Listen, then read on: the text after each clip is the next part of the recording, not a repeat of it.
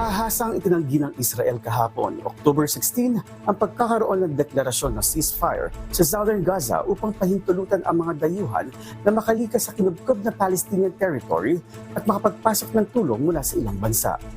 Taliwas ito sa ginawang pahayag ng umanib dalawang Egyptian security sources na pumayag ang Israel na ilang oras itong ititigil sa pambobomba sa Southern Gaza upang muling buksan ang Rafah Crossing.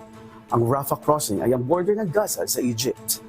Hindi bababa sa 2,750 na tao ang napatay sa mga pag-atake ng Israeli, kung saan 25% ng kabuuang bilang nito ay mga bata, habang halos nasa 10,000 ang nasugatan at nasa 1,000 naman ang pinaniniwalaang nawawala at natabunan ng mga guho ayon sa otoridad sa Gaza.